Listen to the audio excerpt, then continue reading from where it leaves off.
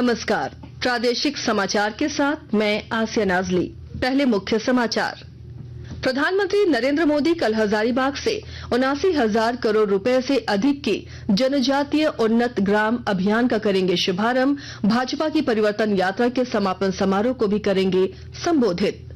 भाजपा के प्रदेश चुनाव सह प्रभारी और असम के मुख्यमंत्री हिमंता बिस्वा शर्मा ने रांची में कहा, झारखंड विधानसभा चुनाव को लेकर 3 अक्टूबर को जारी होगा भाजपा का संक्षिप्त घोषणा पत्र। कांग्रेस ने झारखंड में 35 से 40 विधानसभा सीटों पर चुनाव लड़ने की घोषणा की। सुप्रीम कोर्ट ने आईआईटी धनबाद को एक गरीब दलित युवक को प्रवेश देने का दिया आदेश। पैसों की कमी के कारण एडमिशन से रह गया था वंचित। और झारखंड विद्युत नियामक आयोग ने राज्य में फिलहाल बिजली दरों में बढ़ोतरी नहीं करने की घोषणा की। और अब समाचार विस्तार से।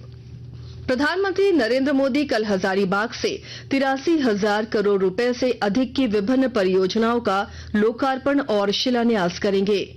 जनजातीय मामलों के केंद्रीय मंत्री जुएल ओरांव ने हजारीबाग में तैयारियों का जायजा लेने के बाद पत्रकारों को बताया कि प्रधानमंत्री 79,000 करोड़ रुपए से अधिक के जनजातीय उन्नत ग्राम अभियान का शुभारंभ करेंगे।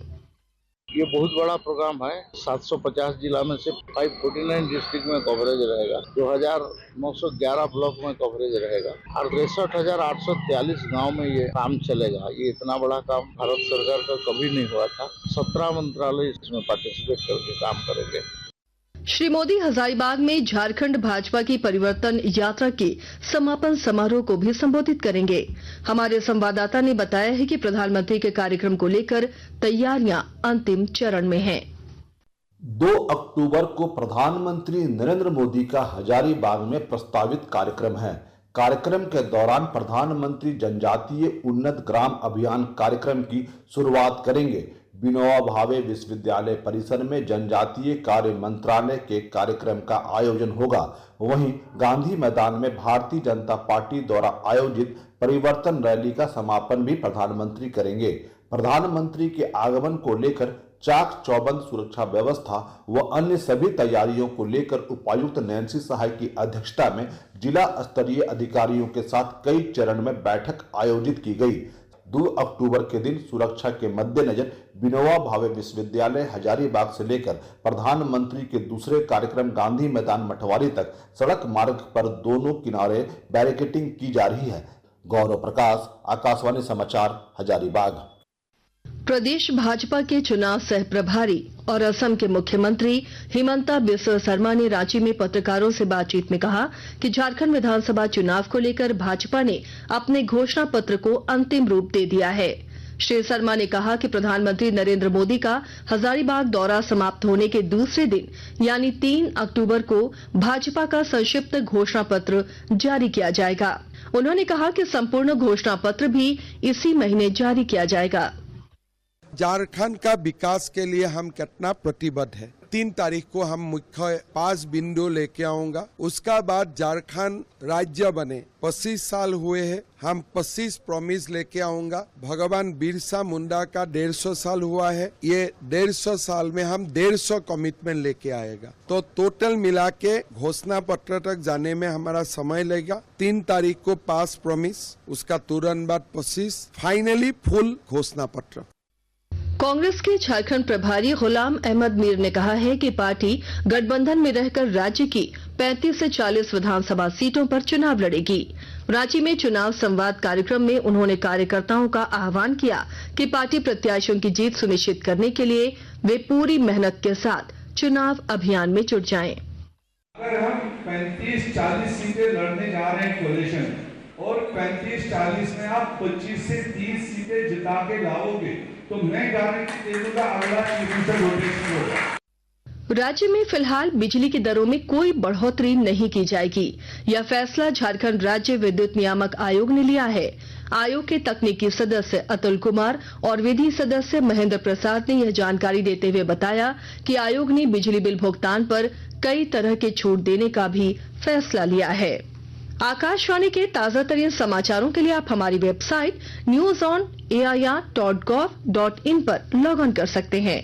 ताजा समाचार X handle @AIR news alerts और Facebook page All India Radio news पर भी उपलब्ध है। आप प्रादेशिक समाचार एकांश के एक्स हैंडल @AIR_News_Ranchi और फेसबुक, इंस्टाग्राम पेज तथा YouTube channel AIR news Ranchi पर भी हमारे बुलेटिन सुन सकते हैं। प्रादेशिक समाचार आप आकाशवाणी रांची से सुन रहे हैं।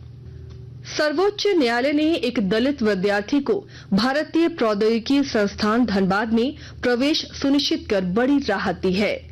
इस निर्धन विद्यार्थी को पैसे जुटाकर ऑनलाइन प्रवेश शुल्क जमा कराने में कुछ मिनटों की देरी हो गई थी और वह प्रवेश से वंचित हो गया था। भारत के मुख्य न्यायाधीश DY चंद्रचूड़ की पीठ ने निर्देश दिया कि याचिकाकर्ता को IIT ISM धनबाद के इलेक्ट्रिकल इंजीनियरिंग पाठ्यक्रम में सीट दी जाए। शीर्ष न्यायालय ने यह भी निर्देश दिया कि याचिकाकर्ता को उसी बैच में प्रवेश दिया जाए जिसके लिए उसका चयन हुआ था और वे सभी लाभ भी उपलब्ध कराए जाएं जिनके लिए वह पात्र है। इस बीच IIT ISM धनबाद के डिप्टी डायरेक्टर प्रोफेसर धीरज कुमार ने शीर्ष अदालत के आदेश का स्वागत किया है। लास्ट आवर में बच्चे ने फंड का जुगाड़ कर पाया और कुछ 15 मिनट रह गया था क्या, लेकिन 15 मिनट होते होते समय 5 बजे पोर्टल बंद हो जाती है तो पोर्टल बंद हो गई थी। नियमतः क्या है कि पोर्टल बंद होने के कारण कि वो सीट किसी और को आवंटित हो जाती है, तो सीट किसी और का आवंटन हो गई होगी।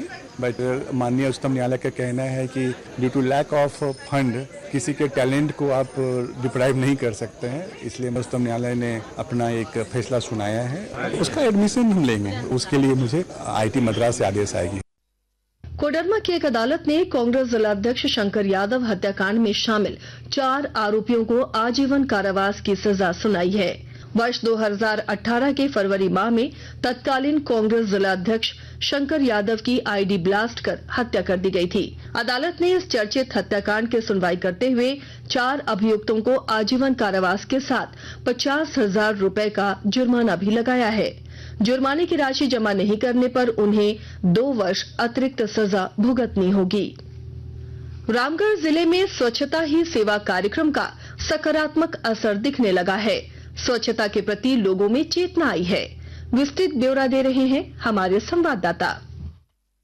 स्वच्छता पखवाड़ा के दौरान रामगढ़ जिले के शहरी एवं ग्रामीण क्षेत्रों में चलाए जा रहे जागरूकता कार्यक्रमों से हर वर्ग के लोग प्रभावित हुए हैं। इससे लोगों में स्वच्छता के प्रति चेतना आई है। इस प्रयास से एक तरफ खुले में शौच पर विराम लगा है तो दूसरी तरफ स्कूली छात्र छात्राओं सहित आम जन भी स्वच्छता के महत्व को समझने लगे हैं। नगर पंचायत के सफाई कर्मी भी शहर को साफ सुथरा कर कचरा मुक्त बनाने में जुटे हुए हैं। कौशल किशोर तिवारी, आकाशवाणी समाचार, रामगढ़। जामताड़ा जिले में पुलिस ने विभिन्न थाना क्षेत्रों में लगे विभिन्न कंपनियों के मोबाइल टावर से बैटरी चोरी करने वाले अंतर्राज्यीय गिरोह का खुलासा किया है। इस सिलसिले में पुलिस ने 4 अपराधियों को गिरफ्तार किया है। हालांकि 3 अन्य अपराधी पुलिस को चकमा देकर भागने में सफल रहे। जिले के पुलिस अधीक्षक एहतशाम वकारिब ने बताया कि फरार अपराधियों की गिरफ्तारी के लिए छापामारी अभियान चलाया जा रहा है। सिमडेगा जिले में 34वीं सब जूनियर राष्ट्रीय खो-खो प्रतियोगिता का आयोजन हो रहा है। इसमें विभिन्न राज्यों और केंद्र शासित प्रदेशों से कुल 33 टीमें भाग ले रही हैं। खो-खो एसोसिएशन ऑफ झारखंड के महासचिव संतोष प्रसाद ने कहा कि इस आयोजन में बालक और बालिका वर्ग में कुल 1300 खिलाड़ी अपनी भागीदारी निभा रहे हैं। और अब अंत में मुख्य समाचार एक बार फिर। प्रधानमंत्री नरेंद्र मोदी कल हजारीबाग से 79,000 करोड़ रुपए से अधिक की जनजातीय उन्नत ग्राम अभियान का करेंगे शुभारंभ। भाजपा की परिवर्तन यात्रा के समापन समारोह को भी करेंगे संबोधित। भाजपा के प्रदेश चुनाव सह प्रभारी और असम के मुख्यमंत्री हिमंता बिस्वा शर्मा ने रांची में कहा, झारखंड विधानसभा चुनाव को लेकर 3 अक्टूबर को जारी होगा भाजपा का संक्षिप्त घोषणा पत्र। कांग्रेस ने झारखंड में 35 से 40 विधानसभा सीटों पर चुनाव लड़ने की घोषणा की। सुप्रीम कोर्ट ने IIT धनबाद को एक गरीब दलित युवक को प्रवेश देने का दिया आदेश। पैसों की कमी के कारण एडमिशन से रह गया था वंचित। और झारखंड विद्युत नियामक आयोग ने राज्य में फिलहाल बिजली दरों में बढ़ोतरी नहीं करने की घोषणा की। इसके साथ ही आकाशवाणी रांची से प्रादेशिक समाचार का ये बुलेटिन समाप्त हुआ। नमस्कार।